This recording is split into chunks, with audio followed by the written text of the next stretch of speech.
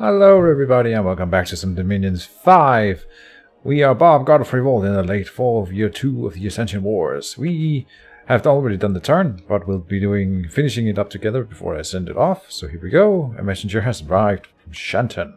You recall that we told him that I would take the throne that lies in between us with the monolith, and he says, good luck, and be sure to build a fort there if you take down the monolith.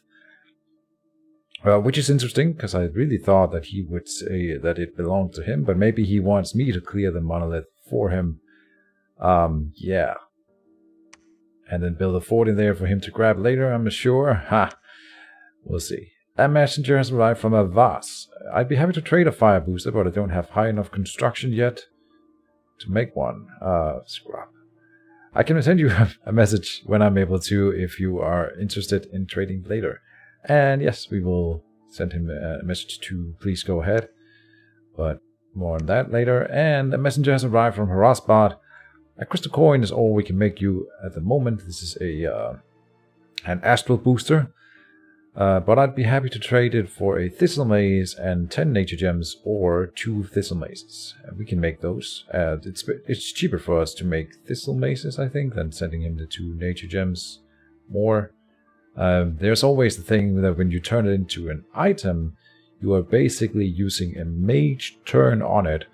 And if we have a look at the mage turn that we are using to do it, this is 17 research point. Because we can give the thistle maze to the fellow here and the dwarven hammer. So it's 8 gems to create this one, but also 17 research points. So that's worth keeping in mind. I still think that's better for us. Alright, so then we have research and construction is completed. So now we can, like, they are not even at tier 4 in construction. We are now at tier 6 and can craft some really nice magic items. I'll show you some of them. Guthamund has cast Twice Born, so very cool. There was a battle in Amber Fields, and you'd notice that this battle is before, like, magic items, search for magic sites is resolved, and then other battles are down here. This is because this movement happened through a spell. So someone moved with a spell in order to attack in Amber Fields, that is Harasbad, and it's a very interesting battle, I think. I watched this one. This is the Golden Cow. Rock the Harasbad, the Golden Idol. He has received a never healing wound, so 20% HP reduction that he will never get back. Here, minus 10. And I don't think he has a way of healing this, so he can get wounded if he uses his pretender too much. He can stack up some wounds. But here we go. This is the defending army of Avas, and I mean, if you saw the other battle that we saw with the Golden Cow, you will know that this is not gonna stop the Golden Cow at all. For the sake of it, I'll just run it, and you can see stuff moving in. And it has the astral shield, so everything gets paralyzed when they attack it. It's actually got more hit points than its maximum at the moment. Huh. Current hit point maximum 56.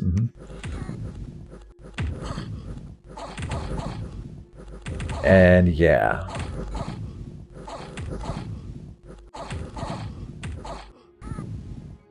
Most of the good troops of Avas, they get away.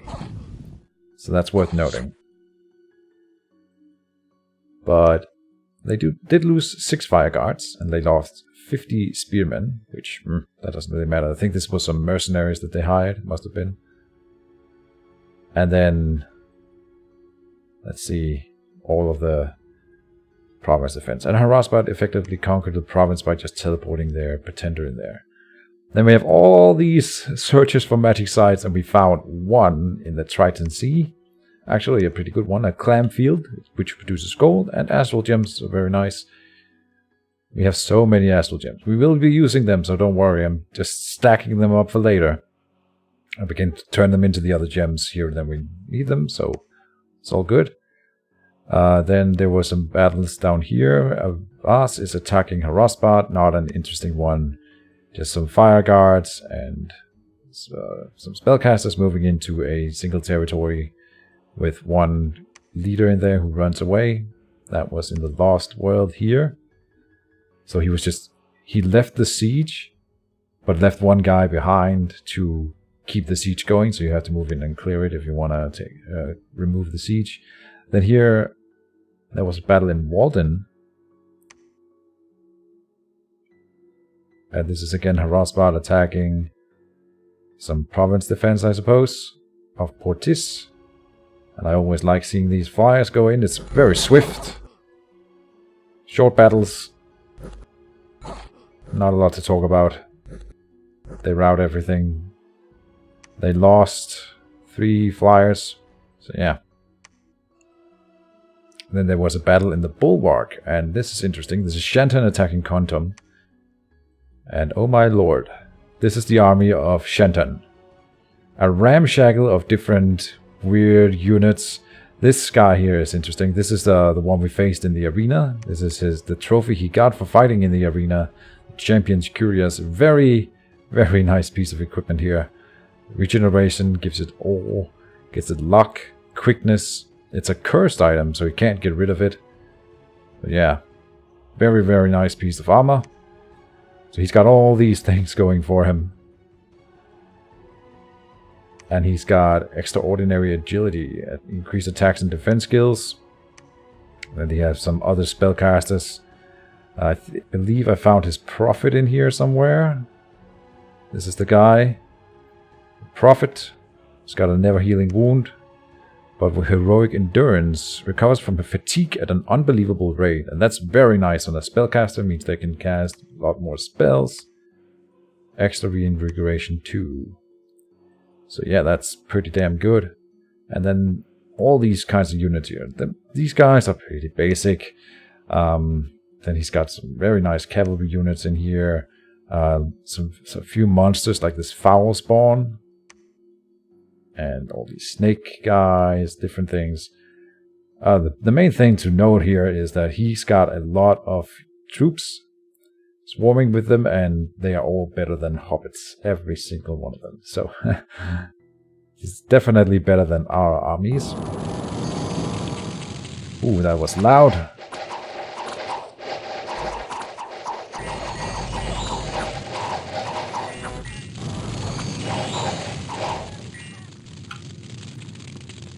Whoosh. Okay, not much to talk about here. They definitely kill this province defense. They lose.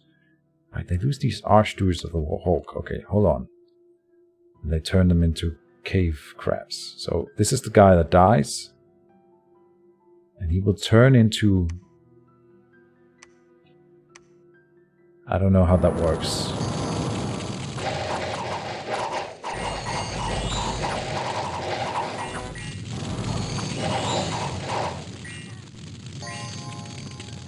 There, he shape-changed in the middle of combat. I don't know why. Interesting. Why does that happen? I know that's something you can do out of combat. I don't know how he was making it happen in combat. So he didn't lose any of them. They just turned into these guys. Yeah, I don't know. And then he loses 1 light cavalry. So in effective, he only loses 1 unit. Then an unexpected event has occurred in Lake Eternal. We'll get 4 air gems. Whatever, some more free gems, I'll take it. And that's basically it. So, the big thing this turn. Got a Shenton's army here. Well, we are moving in to take this province from Kontum. He moved units out. We will be moving units in. I don't know. He sees this army here. So I'm not sure if he expects me to come in. But I don't think he can stop it if he does. Now, let's click Y here. And we can see the army moving in. This is how I've scripted everything. We have our buried initiates up front here. And they will be casting some spells. And before they're done casting spells, everyone will be overtaking them. So put them a little bit forward so that they are close to the enemy. You might even go like this. The rest is stacked in here. And I don't think they will die. But maybe we will lose one. I hope not. This is a test to see how strong they are. And I gave one of them, I kitted one of them out with whatever items I had. So we have, he's actually got decent protection before he even goes in. I gave him the Girdle of Might, so he has more strength and regeneration. and the magic resistance in case they're spellcasters. So I think he will definitely live through it, and he's stronger now, so he deals more damage. If he dies and we lose all the items, then that sucks, but I'm expecting him to live. Good. So I put him a little bit forward because he's the more tanky one of them. We gave one of them this stone idol, so he can reduce the dominion of Quantum in that area. And then we have our two casters. I shared the gems between them, and we'll just have one of them cast one earth elemental, because why not? But otherwise I've set them to conserve magic gem use, so they don't spend more beyond the ones I've scripted. So we only spend one earth gem on this fight. And all in all, I don't think we will be beaten here. We have some very strong units, and every time we've been discovered in there by scouts, we've only met like a few units. So it could go wrong if he is reading me correctly and has an army nearby that he then moves in and patrols with it to stop my army. But then what is he doing against Shenton? Shenton is effectively threatening his capital right now, and this fort over here. I don't think he has time. So that's the idea. In a water, we are now moving forward, and we're sending Antu here back to grab more units. Meanwhile, Takultu is bringing up the rear, and Analith will be moving back to grab even more units. Gundarik searching in the water here. Hilderik is done searching down here. He's almost done searching entirely. But there are, of course, new factors playing in. We can cover this one really quickly. I'm moving all these side searchers here. I'm moving in there to side search this one down as well, just like we did with this one. And Adalolo is searching in here. Good. Then, if we open up a tab here, like, let's start with Bob. Forge magic item. We now have very powerful magic items. And some of them are, I've never even seen this one before, but this is a combination of earth and death. Very cool sword here. We have an axe of hate. Definitely some cool new items. This one's pretty damn good as well. Standard of the Damned. But this is one we want to construct at some point. It's 40 nature gems, but this is a nature +2 instead of the thistle maces, which are +1. So we can make it if we put a thistle mace on Bob, but we don't have the gems right now. Then moving on here, we have a skull face, which is a death magic helmet. So we can stack that with the staff, skull staff, to get +2 death magic, and then some other nice items here. And here also a lot more other cool items. This regeneration thing here would be nice to get on our thuggy buried initiates when they run forward, so they have regeneration as well. Robe of Invulnerability is an awesome item. What else? He can make this thing here, which is another disease healing thing. So arguably we didn't have to create this one. Apparently we have another thing here that can do the same. Other magic items that we are considering is in here. We can do... Ooh, this one is very nice. Wavebreaker. Demon Bane. Is that a water item? It is. Oh. Cool. This one. No. Right, in here. Water Bracelet is another water booster that we can create. It's only water level 1. It's just a very powerful magic item. This one is very cool. You get a water elemental for free every combat, and water breathing for 100 size points of units. Then in here we have one that we are creating right away. The Bloodthorn is a blood magic +1 item. So we don't use blood a lot, but when we do, we would. I don't see why we wouldn't have the best blood magic available that we can make. Anything else in here? Slows down aging, boots of youth. Blood pendant, nah. The Black Heart, as it gives it assassin ability to whoever you give it to, which is very cool. Heart of Life is reinvigoration. What else? Right, in here, in Astral, there are some cool items, but mainly this one here. which is the Starshine Skullclap, is the Astral Magic Booster. It's only level 2, so we can create it. But right now, we have this guy forging a Thistle Mace, this guy is forging the Bloodthorn, and then we have one more hammer, which I'm then using over here to create another hammer. So we can make 4 items per turn instead, because apparently that's better for us. I'm stretching it thin with the 3 hammers. So we'll spend 1 turn in expanding our hammer repertoire. Meanwhile, these guys will be researching instead of going out. I did check. Okay, so I did check that there are some magic sites that are up to level 6. And 5 and 6 is the thing. So before we start site searching with this guy, I want to create the water bracelet for him so he goes to 5, and then we'll search the same site one more time in here, and then he'll go around and search with level 5 for the rest of the game. I think 5 is the highest we'll be able to go, unless we would empower him in water. 60 water gems to do that. No. Negative. But that's basically it. We have scouts running everywhere, and we have to think. Once I'm done with this, if I grab the fort, I'm satisfied. If we can grab a few more territories around it, then good. But the fort here is the important one. Like a free fort, right? Where wouldn't we want it? And then we want to start thinking about this as the next big move. And beyond that, who to attack. In the water, it'll be Harasbad, so in the end, it'll probably be Harasbad. But I think Shenton should be our main villain for the rest of the game. I think Avas is, in fact, pretty friendly with us, and Atinium I'm still expecting to be our main ally. And then we don't have any other neighbors. We have Avas down here again, and then we have Shenton over here again. So it's gonna be Shenton. It's gotta be Mr. Shenton. I like the guy, but we have to hit him someone. And if you look at it, I think he's bigger than us, and he's definitely stronger. So we need, I think, Avas. No, wait, Harasbad was the one who wanted me to attack Shenton. I need to get Avas into the coalition as well. I wanted Tinium to join me. If it could be the 3 of us against Shenton, then we would win, I think. Basically, we need the upper ground, because in any even fight, we would just lose, I think. Because I'm a noob, and we have the shittiest nation in the entire game here. So, we're still doing fine, as is. So, I'm happy.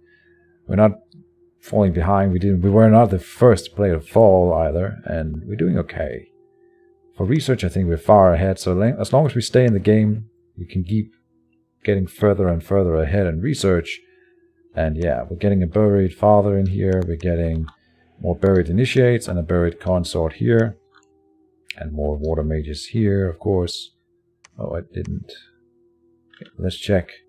Theoderic is staying here. Yeah, he can blood hunt for 1 more turn. That's fine. Coriolanus, no. Herman, no. Alright. All the other scouts just moving around a bit. I think I talked about everything. Yeah.